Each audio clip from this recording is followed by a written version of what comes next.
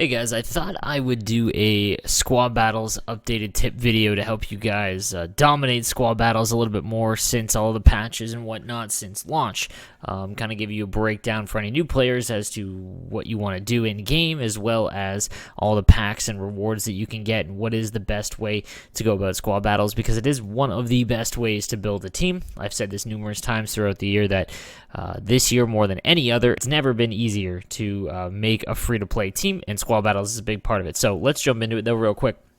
I want to go over just how it works, basics for the new players, and then we'll get into the in-game tips and show you guys how it's really easy to score and get those max points. So first things first, you will get a featured player of the week. This week was Biznassi, which was awesome. You play him, you play his squad, and you can get double the points. So I got 4606, which was the max you could get.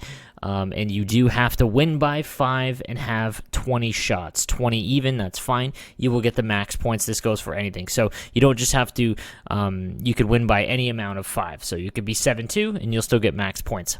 But you can only do this game once. All the other ones you can do a refresh and try again, which I want to get into now. So you'll get 4 games.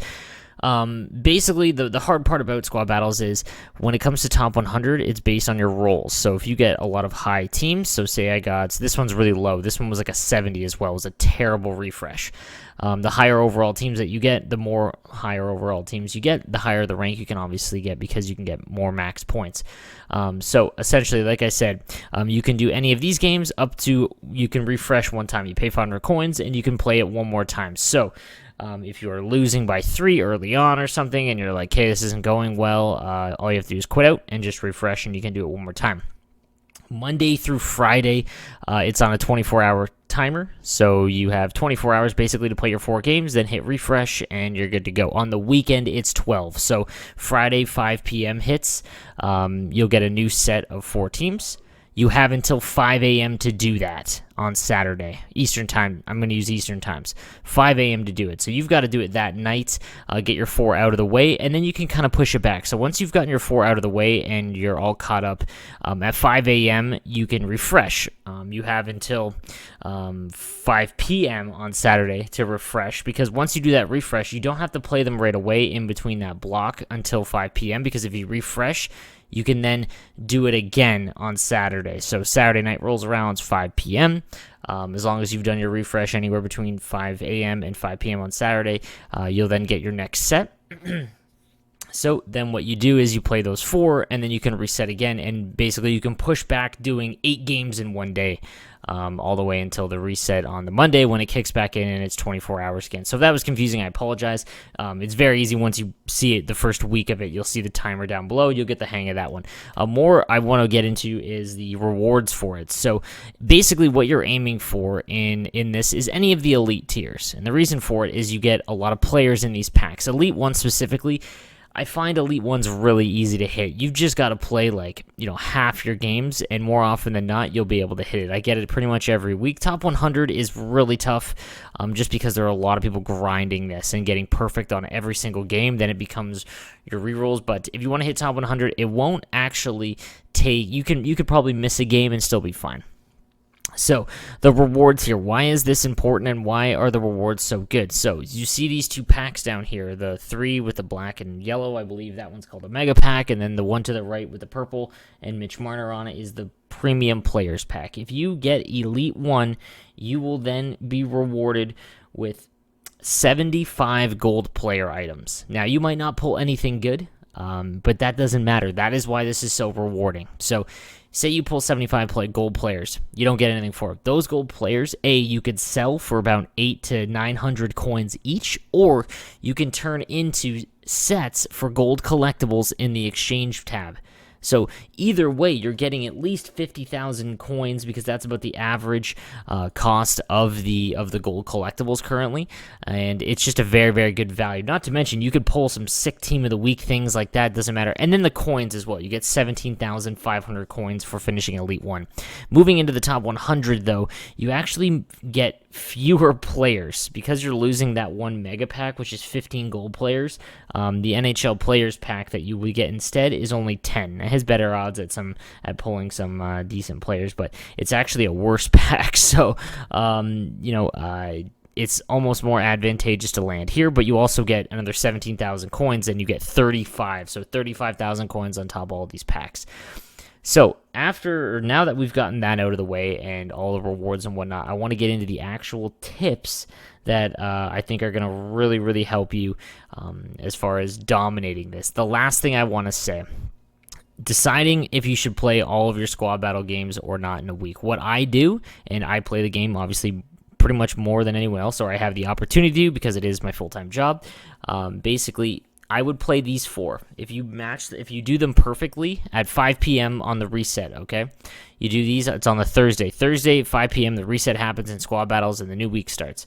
Okay, so you do your 4, and if you get perfect in those 4, I then go on and try to do the first one, and if I get perfect in that, then I know I have a shot at top 100. Okay, then over the weekend, I make sure I do all my squad battles. I keep going until, either I've run out of time, but the second I miss like 1 refresh, you're basically guaranteed Elite 1, so there's no point, because once you get high enough into Elite 1 later in the week, like after the weekend, you don't really have to play anymore, because you can see here that you're probably not going to fall out. So, like I said, you do your first 4 on the Thursday or, Friday during the day before the 5 p.m. on Friday and the reset happens, and then you do the featured squad as well, and then you're off and running. So now let's get into the actual gameplay tips that are going to help you score a ton.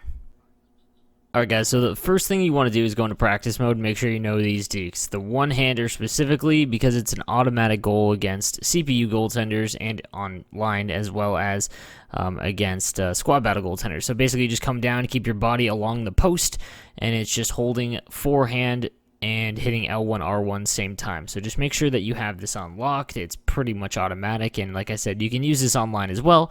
It's just a little bit more difficult because they can usually check or, manual, someone can take over the goalie. This also works the other way as well, although I would recommend not doing it on the backhand because sometimes the controller will mess up and he'll just skate off into the corner. It's a little bit more, it's not as consistent, but it works just the same. So on the backhand, just go wide and then bam, slide it over, and it's an easy goal. And once you know these ones, then you know that at least on a breakaway that you get in squad battles, you can bury every time, which is super important on Superstar.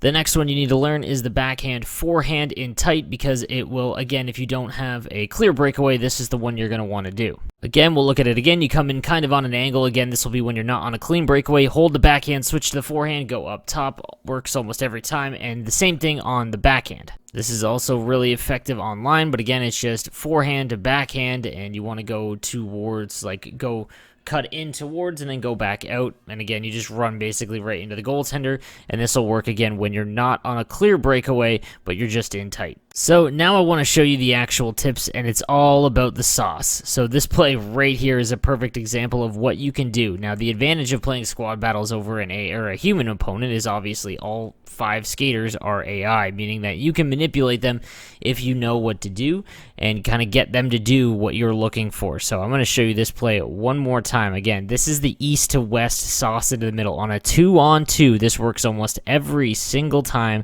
and all you've got to do is sauce it either to the left or right, depending on you're carrying it up the boards into the middle, and what'll happen is that far side defender will step up and your cutting winger will go in. And the reason for it is because the AI will read a sauce pass as if you've lost the puck. And obviously you're not losing the puck, you're just passing it. But when you do a pass, they don't cut in. So what you want to do is, again, I'm going to show the slow motion. I'm carrying it up with Kucherov, 2-on-2, easy. Cut L1 into the middle. Or sorry, R1 into the middle. He grabs it right here, and it's off to the races, and then look how I finish it. One tuck, easy, just like that, guys. So this is a couple things in all in one sequence, but again, the east to west 2-on-2. If it's a 2-on-3, it's not going to work because there's a third guy in the middle, but again, any 2-on-2s, this works perfectly. Even on 2-on-1s, I wouldn't do it as well in the neutral zone, just because it's not going to happen very often, but just because the guy that steps up will more than likely intercept the pass, so just be careful of that.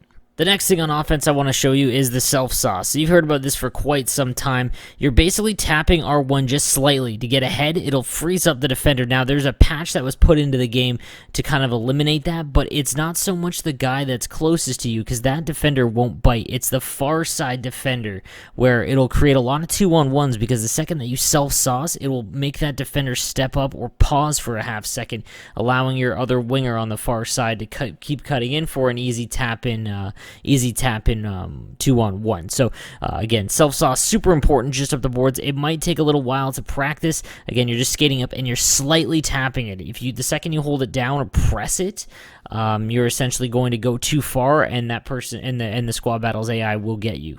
All right, so let's discuss defense now. Very, very simple. You take one player and you sit in the middle and do not chase. This is going to sound dumb, but eventually the AI will shoot the puck, and if you get caught chasing around when the superstar AI starts sending passes left and right at just an insane speed, you're going to get lost and you're going to give up a goal. The easiest way to defend in squad battles is literally to just sit in the middle and wait for them to turn the puck over. Very rarely do they ever score with this method because you're blocking a point shot or anything like that, and your AI, your superstar AI, will go and retrieve the puck, or they'll miss it, or your goaltender will have it, in which point you can play it out if it's safe and clear. Alright guys, and lastly, never play the puck. I know people that play squad battles just do it for the rewards and you don't really feel like playing it. I'm in that boat as well, and a lot of the times you just want to play the puck. Unless it's super open, I would never play the puck against the AI in squad battles because it ends up being a turnover and they're just insanely smart with it, and it'll end up in the back of your net a ton, which is even more frustrating because you have to win by 5 goals. So getting down, or then them having to score 3 goals, or them scoring 3 goals on you, means that you've got to score 8, which is just a brutal mess sometimes, and it's just luck of the draw. The other things I want to mention real quick are, make sure you're aware of how many shots you have. You need to have at least 20, and there's been a ton of games where I score 5 goals really quickly, and then I'm just kind of trying to kill the clock, but then I forget by the third period comes around, I haven't taken 20 shots. So just be aware in the second period that you can just look at your shots and make sure that you have at least 20.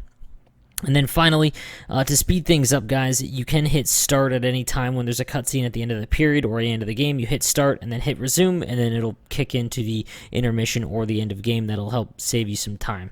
And I hope, guys, this helps you get as much points out of squad battles as you can. I know for some it is a grind, like myself, but if you do want those rewards, like I said, it's never been easier to make a free-to-play team, and this should get you well on your way to achieving that. So let me know if there's any other questions or concerns that you have about squad battles in the comments section down below, and I'd be happy to help. Thanks for watching, guys.